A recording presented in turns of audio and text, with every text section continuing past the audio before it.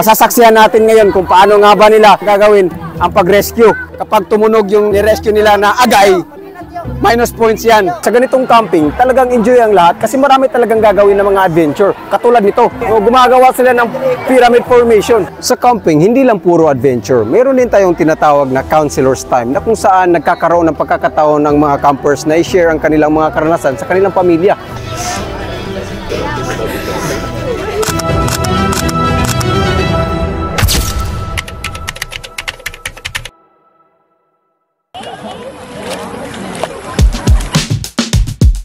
Sa araw na ito ay schedule ng isa sa pinaka-interesting na event sa camping na ito, ang Rescue Olympics. Sa event na ito, lahat ng units ay gagawa ng simulation kung paano nga ba ang tamang pag-rescue. Hindi lang.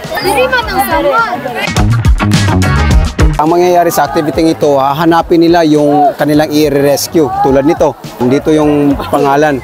No clue ang mga units natin ngayon kung saan nga ba hanapin yung mga i-rescue nila. Makikita natin dito na yung mga campers ay maabot na sa mga kasulok-sulukang area. Makikita nga natin doon banda na yung mga ibang campers ay umabot na sila doon sa paghahanap lang sa kanilang i-rescue. Kumusta guys? Nahanap nyo ba ang i-rescue nyo? Hindi pa. Ito na nga, isa sa mga unit ay nahanap na nila ang kanilang i-rescue. So, may tanong lang tayo, ito na nga ba yung i-rescue nyo? Anong pangalan niya? Mark. Sir, excuse me, ikaw si Sir Jude?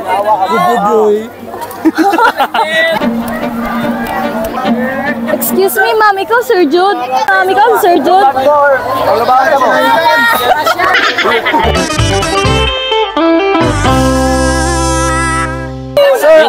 Oo, tatanungin mo. Okay.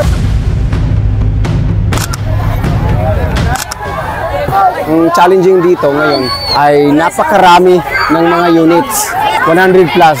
Kung makikita nyo, napakaraming tao talaga ang nandito sa area na kinatatayuan natin. Sa sobrang dami ng mga campers, nagkagulo na. Yung iba, hindi na nila alam kung sino yung i-rescue nila. Yung iba pa nga na i-rescue nila ay nasa ibabaw pa ng puno. Tulad nito, di natin alam ano nangyari. Nasangit ito. Isa ng pagkuha. Nangawala sa nila. Ito na nga, may nakita na tayo na pinaperform na nila yung paglagay dito sa stretcher. Kasi na-confirm na nila yung i-rescue nila. At dapat maingat sila. Kasi kapag tumunog yung ni-rescue nila na agay, minus points yan. At meron ding mga natasan na gumawa ng tulad nito para ma-distract ang pag-rescue.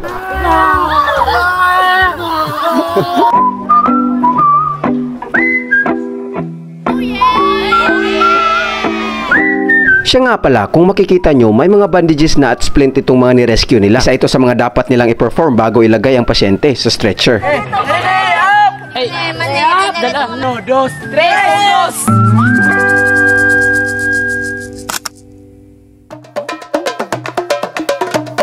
Bukod sa mga adventurous na activities, meron ding mga station na dapat puntahan ng mga campers. At sa mga station na ito ay may tinuturo sila na talagang makakatulong sa mga campers tulad nito. At meron din ganito kung paano mo nga ba papasanin ang iyong i-rescue kung ikaw lang mag-isa. Ilahod na.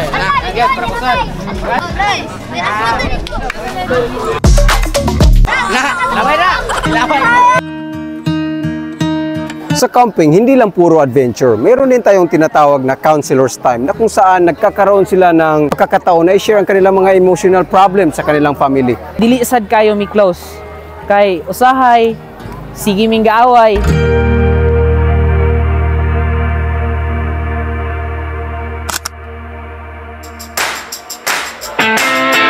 Sa ganitong camping, talagang enjoy ang lahat kasi marami talagang gagawin ng mga adventure. Katulad nito, gumagawa sila ng pyramid formation. Mahirap to kasi kailangan mo talaga ng balancing at meron ding activity na blindfolding na kung saan ay talagang tinitest ang yung trust sa yung mga kasama sa yung unit.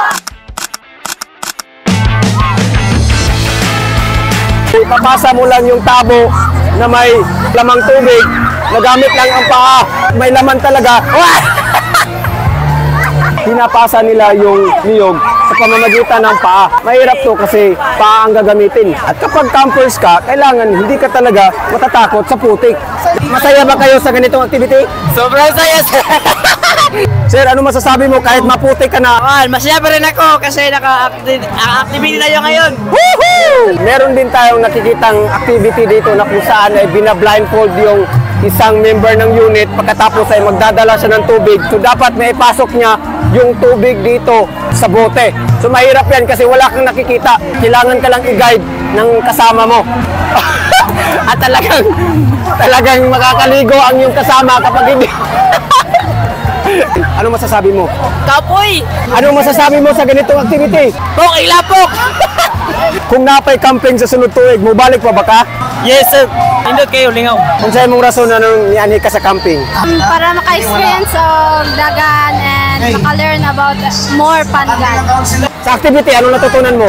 Dapat unity. Paano natutunan mo? Nalipay. Ha? Nalipay. Malipay? Okay, kahit no girls, ano masasabi mo sa activity? Hindi! Mahirap!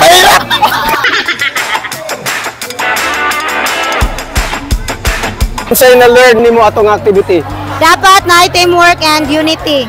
Okay, thank you. Lapdos!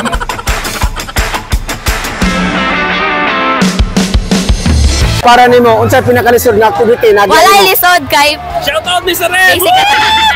Walay lisod kay basic tanan. Mo ba? Yes! Okay kayo.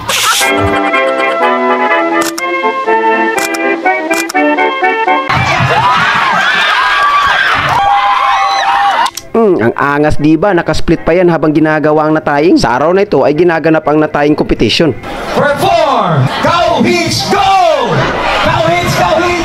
Kanamuraw, tiil sa baka! Sa kompetisyon na ito, bawat unit ay may representative na magpe-perform sa ipapagawa na nut. Ang paggawa ng nut o buhol sa Tagalog ay mahalaga sa camping. Kung maalala nyo sa part 1 ng ating video ay pinakita natin ang mga obstacles. At halos 70% ng mga ito ay gawa sa lubid na may kasama ng nataying.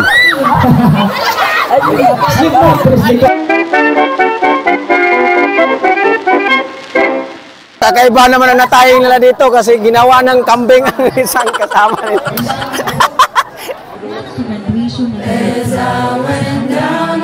Sa aming camping, meron kaming tinatawag na mga lectures. Gabi-gabi yan. At yung mga lectures ay talagang nakakatulong sa mga kabataan na mapalapit sa Panginoon. Ug ang kaloy! Ug sakripisyo ni kina Jesus na may nagluwas ka nato.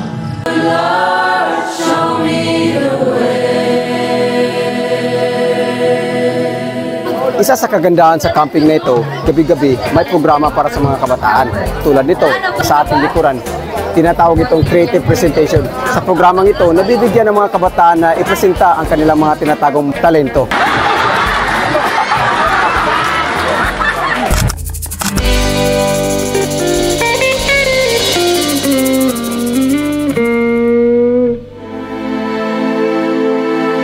Dito sa clinic, base sa natanong natin, nasa 200 plus na raw ang nailista na nagkaroon ng mga sakit tulad ng lagnat. Ang iba rin ay may mga sugat sa kanilang katawan. Worst na nangyari dito po ay seizure po. At saka may mga nakulaps. Yun po talaga yung mga dinadala po sa hospital. Yun, di na po kaya dito sa clinic namin po, sir. Maraming salamat nga pala kay former Governor Berto Uy sa pagpapagamit ng kanyang lupa para maging campsite namin at kay Mayor Daryl Oy din ng Dipolog City sa mga sako-sakong bigas na ito. Dahil nga nasa 1,800 plus na ng mga campers ang na-register sa camping na ito, kaya makikita natin yung iba ay dito na sa ilog. Ginagawa yung kanilang paglalaba ng kanilang mga damit at yung iba dito na rin sila naliligo. Diri min nang labas sa kuan kaning sa sapa kay nagduot naman ko dito sa kuan ko tabay tas daghan po kay para madali diri na lang sabi sa sapa. Nanong ka-decide mo nga diri na lang mo maligo sa ilog? Wabay agas good. Well, yung CR, kumusta? Nagkatay-tay na future. Sabado ng gabi, malakas ang ulan. Pero walang makakapigil sa mga campers natin na sumali sa last event ng camping na ito.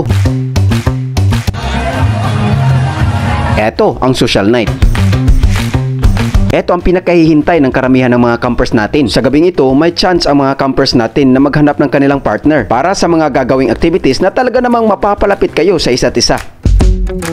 With you, the sun is shining 24/7. 'Cause when we're together, it feels like we're in heaven. If it will get dark, you'll be my million stars. Kita sa magkaila.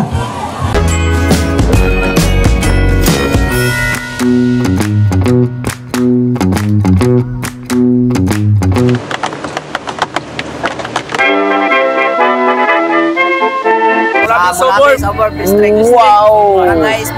Lapdos mga kaitlogers! Wow! Lapdos! Shout out sa mga viewers natin sa Dumingag.